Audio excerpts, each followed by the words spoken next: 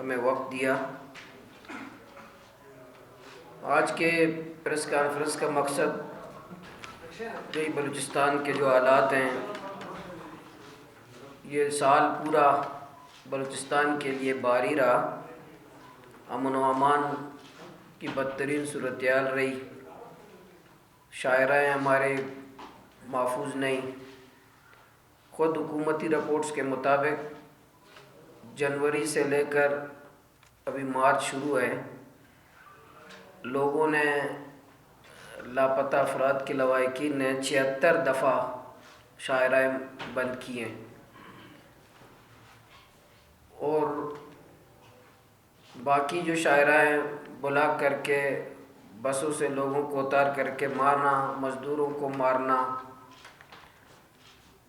Threats, حکومت کی طرف سے خود اعلان کہ عوام احتیاط کریں، مسافر احتیاط کریں، سفر سے گریز کریں، یہ حالات رہے۔ انہی دوران حکومت بلوچستان نے ان کیمرہ سیشن کا بھی اہتمام کیا، بلوچستان کے حالات پر پارلیمنٹ کو بریف کیا، ہم سب کو بتایا کہ آج بلوچستان کے حالات کیسے ہیں، کیا چیلنجز ہیں اور کیا صورتحال ہے، ہم سب کو انہوں نے بریف کیا، انہیں اپنے تجاویز پیش کی۔ ہم نے اسمبلی کے اندر فلور پر بھی اور ان کیمرہ سیشن میں بھی حکومت کے سامنے اپنے تجاویز پیش کیے کہ بلوچستان آج اس حالت تک کیوں پہنچا ہے اور اس کا حل کیا ہے، کس طرح موجودہ بلوچستان کے حالات کو ہم بہتر بنا سکتے ہیں۔ اس لیے میں نے یہ جو آپ کے سامنے ابھی پیش کر رہا ہوں، یہ 20 تجاویز ہیں جو میں نے ان کیمرہ سیشن میں حکومت کے سامنے پیش کیے کہ اگر آپ بلوچستان کے حالات کو بہتر بنانا چاہتے ہو، بلوچستان کو پرامن بنانا چاہتے ہو، بلوچستان میں ایک سیاسی ماحول بنانا چاہتے ہو، تو یہ ہماری تجاویز ہیں، آپ ان تجاویز پہ غور کریں، عمل کریں۔ اگر کوئی غلط ہے، اس سے بلوچستان کے حالات خراب ہو سکتے ہو، اس پہ ٹھیک ہے عمل نہ کریں، لیکن اگر بلوچستان کے عوام کے مفاد میں ہیں، صوبے کے مفاد میں ہیں، تو اگر بلوچستان کو آپ امن دینا چاہتے ہیں تو ان پہ عمل درآمد کریں۔ میں آج اس لیے آپ کے سامنے انہی تجاویز کو جو میں نے ان کیمرہ بریفنگ میں حکومت کے سامنے پیش کی ہے کہ بلوچستان کے حالات کو کیسے بہتر بنایا جا سکتا ہے، وہ آپ کے سامنے میں میڈیا کے سامنے، جماعت اسلامی کی طرف سے پورے بلوچستان کے عوام کے سامنے اور حکومت کے سامنے میں پیش کرتا ہوں۔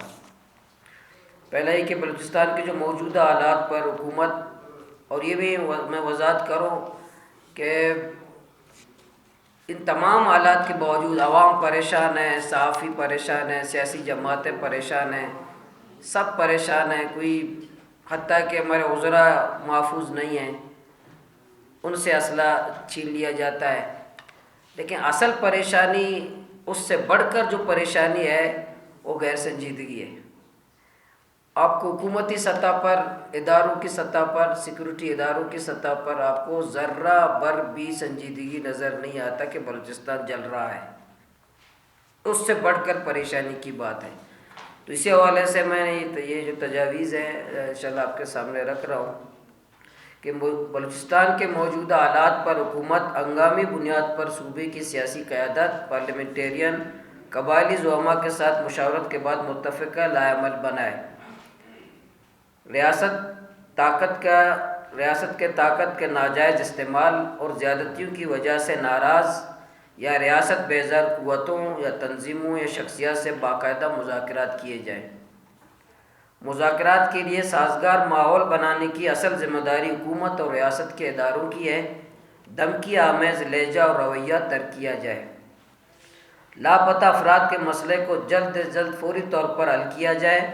جو زندہ ہیں ان کو فوری طور پر منظر عام پر لایا جائے۔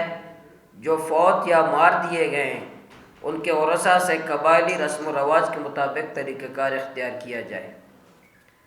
ناجائز چیک پوسٹوں کا خاتمہ کیا جائے۔ چیک پوسٹوں پر عوام کی تذلیل کا سلسلہ بند کیا جائے۔ توہین آمیز رویہ، گالی اور گولی کی پالیسی ختم کی جائے۔ ایف سی کو بلوچستان سے نکال دیا جائے اور ان سے پولیس کے اختیارات واپس لیے جائیں۔ ڈیتھ اسکواڈ کی سرپرستی ختم کی جائے۔ اچھا مجرم اور برا مجرم کی تقسیم کا خاتمہ کیا جائے۔ کارڈ ہولڈر کے کارڈ منسوخ کیے جائیں۔ منشیات کے اڈوں کا خاتمہ کیا جائے اور منشیات فروشوں کی سرپرستی ختم کی جائے۔ کرپشن کا خاتمہ کیا جائے۔ قومی وسائل عوام کے فلاح بہبود پر لگائے جائیں۔ کرپشن کرنے والے سیاستدان، ججز، جرنیل اور بیوروکریسی کے خلاف سخت کارروائی کی جائے۔ عوام کو انصاف دیا جائے۔ عدلیہ کو فعال بااختیار بنایا جائے۔ عدلیہ پر عوام کا اعتماد بحال کرنے کے لیے عملی اقدامات کیے جائیں۔ بارڈر کے کاروبار کو آزاد کیا جائے، اس پر پابندیاں ختم کی جائیں۔ ای ٹیگ اور ٹوکن کا خاتمہ کیا جائے۔ شناختی کارڈ کے ذریعے کام کرنے دیا جائے۔ کراسنگ پوائنٹس سب کھول دیے جائیں۔ گاڑیوں اور بوٹس کی حد بندی ختم کی جائے۔ لیویز اور پولیس کو وسائل فراہم کیے جائیں۔ ان کو پرامن بلوچستان بنانے کے لیے تمام اختیارات دیے جائیں اور ان کی تنخواہیں پنجاب پولیس کی برابر کی جائیں۔ ملازمتوں میں بندربانٹ، اقربا پروری اور خرید فروخت کا سلسلہ ختم کیا جائے اور تمام ملازمتیں میرٹ پر دیے جائیں۔ بلوچستان کے نوجوانوں کو خود کفیل بنانے کے لیے روزگار اسکیم شروع کی جائے، ان کو بلا سود قرضے دیے جائیں۔ پاک چائنا اقتصادی راہداری کے تحت اسلام آباد سے براستہ ڈیرہ اسماعیل خان، جوب، کوئٹہ، کوئٹہ سے گوادر، کوئٹہ سے کراچی، کوئٹہ سے چمن، کوئٹہ سے سکر موٹر وے کی تعمیر کا آغاز کیا جائے۔ بلوچستان میں گزشتہ کئی سالوں سے جنگ کے دوران مارے جانے والے نوجوانوں کے خون بہا کے تعین کے لیے عوامی اور قبائلی نمائندوں پر مشتمل کمیشن بنایا جائے، ان کے نقصانات کا ازالہ کیا جائے۔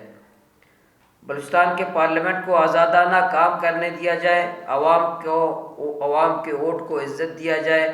سیاسی کارکنوں کو ان کا جائز مقام دیا جائے۔ سیکورٹی ادارے آئین کے تحت اپنے فرائض سر انجام دیں۔ سیاسی معاملات، سرکاری معاملات اور پارلیمنٹ کے معاملات میں جاری مداخلت کا خاتمہ کیا جائے۔ بیوروکریسی کے ظلم سے عوام کو نجات دلایا جائے۔ سرکاری دفاتر کو عوامی خدمت کا مرکز بنایا جائے، نہ کہ کرپشن کا گڑھ۔ کرپٹ اور نائل افسران کو جبری ریٹائر کیا جائے اور ان کی جگہ قابل باصلاحیت ایماندار افسران کا تقرر کیا جائے۔ آخری ہے کہ جو ہمارے ساحل بلوچستان کا بڑا مسئلہ ہے کہ کوسٹ گارڈ سے کسٹم کے اختیارات واپس لیے جائیں۔ یہ ہمارے 20 نکات تھے جو میں نے ان کیمرہ سیشن میں حکومت کے سامنے، جب انہوں نے پوری بریفنگ ہمیں دی تو پورے سامنے ان کے سامنے، حکومت کے سامنے ہم نے پیش کیے۔ اب حکومت کی ذمہ داری ہے کہ وہ بلوچستان کو پرامن بنانا چاہتے ہیں یا نہیں چاہتے، لیکن آج بلوچستان جل رہا ہے۔ اگر بلوچستان کو پرامن، خوبصورت، اس کے سب کی جان اور مال، عزت و آبرو حفاظت ہو تو ان کو ان تجاویز پہ غور کرنا چاہیے۔